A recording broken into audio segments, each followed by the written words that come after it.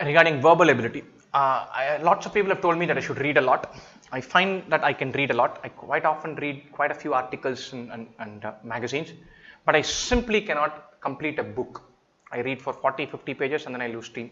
I can read the 1000-word articles and 1500-word articles, the 500, 600-word articles very easily, but I simply cannot muster up the patience to struggle through a novel.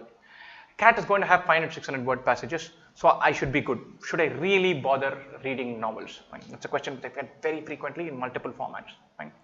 I'm going to say something counterintuitive. It really, really pays off to read novels. And Cat does not just test understanding. Very often, Cat verbal section, you become better when you kind of start reading passively. When you're reading 500, 600-word articles and you're consciously thinking about RC, you're reading to register. You're reading to keep track. You're reading to remember numbers, dates, facts, factoids, all of that. What I would call as active reading. But whenever you do that, you get all the data, but you rarely ever read between the lines. You rarely ever smile. You don't see the insight the author is trying to build in. You never pick the humor. So this is a fabulously funny article that I've seen given my students. They have not found anything funny because throughout you're looking to remember. If you continuously read something trying to remember everything, then you'll not retain the essence, what is unsaid. That won't happen. When you're reading a novel and you can power through, good novels, by the time you're on page number 50, will suck you into their story, will suck you into the idea. And the better the novelist is, the more subconsciously you'll enter the novel's world. Right? And that is very important. You should not read novel for the sake of improving your Cat preparation. And there's a tick, one more tick, so now I've read one novel, done, so great day. That doesn't work. So read novels for the idea of getting into the habit of passive reading. What do I mean by passive reading? Reading for the sake of enjoying the reading bit, not for the sake of saying one more article for the day and now I'm preparing for Cat. The moment you get consumed in that world, you'll never appreciate the joy of reading, and slowly, sooner or later, fatigue will kill you.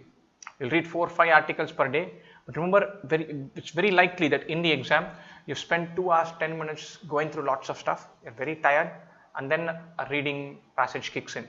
Right? By the time you're there, your mind, it's conditioned to reading one article at a time, so it can read when it is fresh. It cannot read and register if it is not done consciously. And you try to become very switched on and read consciously, you read the whole passage, you'll see that you're glazing over it, trying to retain every fact, but you have no clue what the author is trying to say. The questions which they ask you, on which date was Apollo 13 launched, and you have to just look at dates in the passage and get the right answer, that era is done. That era is done. Those kind of questions appeared in the late 90s. And the questions are going to be, if you were allowed to ask the author a question, what would you ask? If you had to describe the tone of the passage, what would be the best word to go for? Those kind of questions you cannot read to register an attempt. You have to read to take in and then attempt. You should look at this as saying, fun article, I'm going to read it and then see where I go from there. If every word, every sentence is a struggle where you are powering through consciously, then it will never happen. And if you're reading article after article after article and telling yourself that I'm getting trained throughout, then you're going to continuously be in this training world and never slip into a comfort zone for reading. That will happen in novels. You power through 2 novels, 3 novels. You'll start realizing that preparation, I like this novel. I want to know what's happening in the story. That is a high that too many people do not enjoy. Where you're turning the page to know what's going to happen. What is the suspense? What is the thrill? What is the plot? How is it being developed? Oh my God, this passage was amazingly funny. What a great author. Those feelings, that will come when you read something where the author has thrown everything into it. An article is light touch. I mean, I write blogs. I write 1 article a week. That means I'm spending 4 hours writing it. People spend 6 years writing a novel, constructing a novel. They're agonizing over it. It's always going to be layer after layer that you can unravel in a good novel.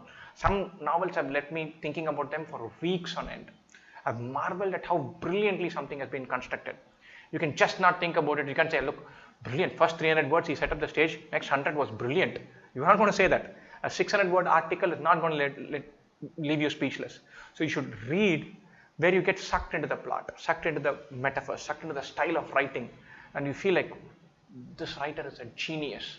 And the one book which I felt very strongly like that was Arvind Adiga's White Tiger. A very pleasant read, nothing complicated, not a fabulously tough book to read. It's a pleasant book to read.